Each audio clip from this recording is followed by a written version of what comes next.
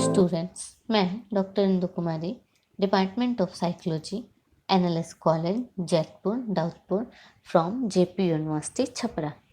आज मैं UG part 2 के स्टूडेंट्स के लिए पेपर 4 में सोशल साइकोलॉजी के अंतर्गत ही समाजीकरण के बारे में ही चर्चा करूँगी। जैसा कि हमने अपने पिछले वीडियो में इस बात पे चर्चा की कि समाजीकरण की क्या क्या प्रक्रियाएं हैं और इसके अंतर्गत हमने समाजीकरण की कुछ प्रक्रियाओं के बारे में चर्चा भी की। आज भी हम समाजीकरण के अन्य पॉइंट्स के बारे में चर्चा करेंगे। तो आज का भी हमारा टॉपिक है प्रोसेस ऑफ सोशलाइजेशन। जैसा कि हमने अपने पिछले एपिसोड में इन बातों पर चर्चा की कि कौन कौन से इसके प्रमुख प्रक्रियाएं हैं सोशलाइजेशंस की, इसके अन्य प्रक्रियाओं के बारे में हम आगे आज चर्चा करने जा रहे हैं। तो आज का हमारा जो पहला पॉइंट बनता है वह है प्रतियोगिता।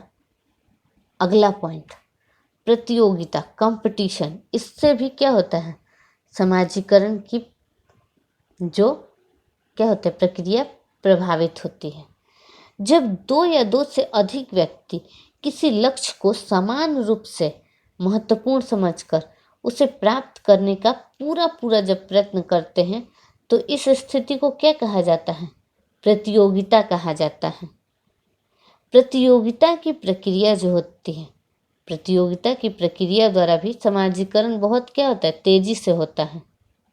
और सही मायने में यह है कि जब लोगों में मन में प्रतियोगिता की भावना उत्पन्न होती है, सच यही है कि जब लोगों में प्रतियोगिता की भावना जब उत्पन्न होती है तो वह स्वयं ही भिन्न भिन्न प्रकार के सामाजिक व्यवहारों को सीखने के लिए उत्प्रेरित हो जाते हैं। प्रतियोगिता की भावना रखने वाले व्यक्ति में अधिक धन कमाने, अधिक उपलब्धि प्राप्त करने, सामाजिक प्रतिष्ठा आदि की आकांक्षा काफ़ी होती है। प्रतियोगिता जिनके अंदर प्रतियोगिता की भावना हो, फलस्वरूप क्या होगा,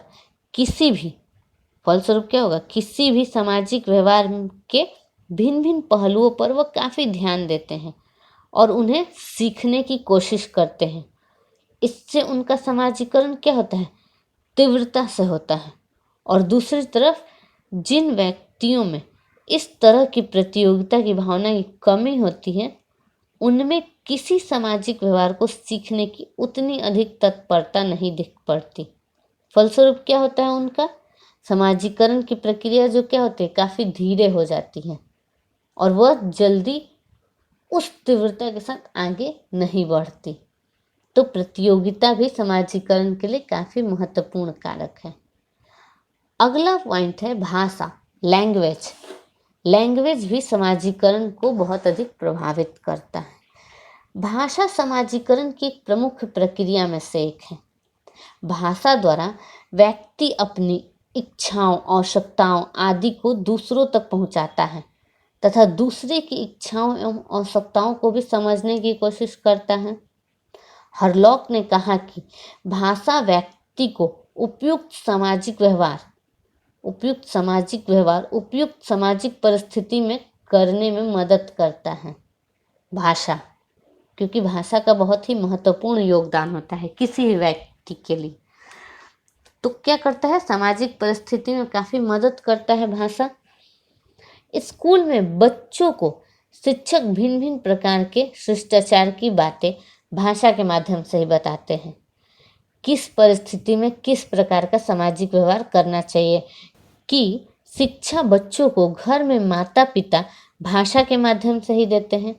तो स्पष्ट है कि भाषा के माध्यम से भी समाजीकरण की प्रक्रिया जो क्या होती है, तेजी से होती है। अगला पॉइंट है प्रचार के माध्यम से, प्रोपेगेंडा। समाजीकरण प्रचार के माध्यम द्वारा भी बहुत हद तक संपन्न होता है।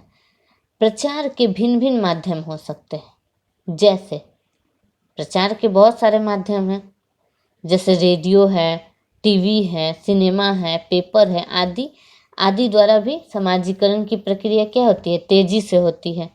और इन माध्यमों द्वारा भिन्न भिन्न सामाजिक पहलुओं पर अपने अपने ढंग से जोर डाला जाता है।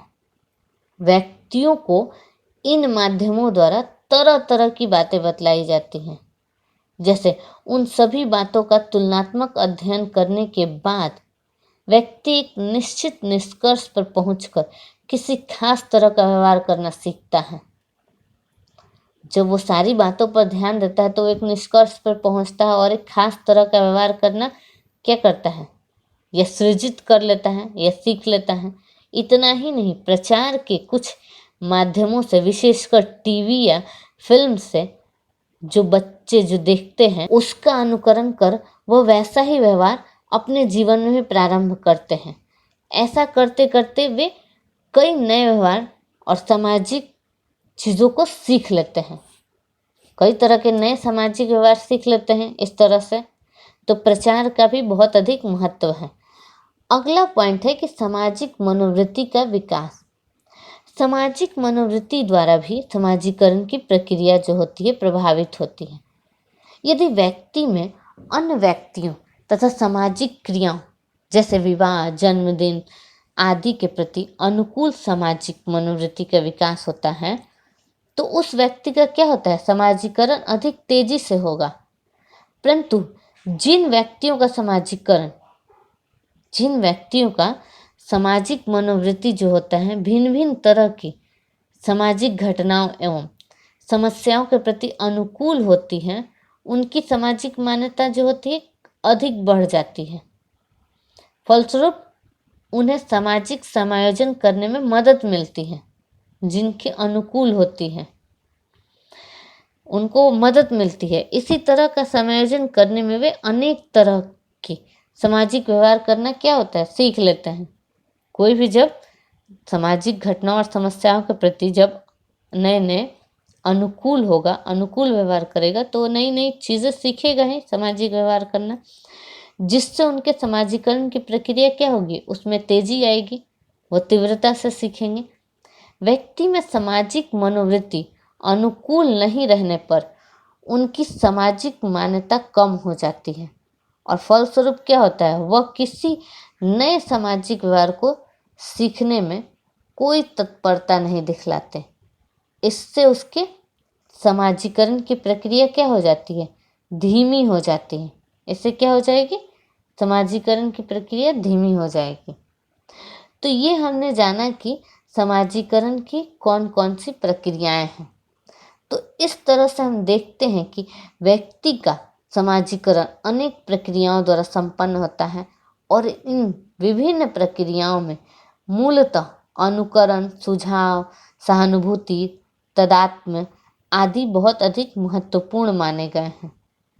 बहुत ही ज़्यादा ये इन सबों में प्रमुख माने गए हैं। तो आज हमने जाना कि समाजीकरण की कौन कौन सी प्रक्रियाएं हैं। आज के लिए इतना ही। धन्यवाद।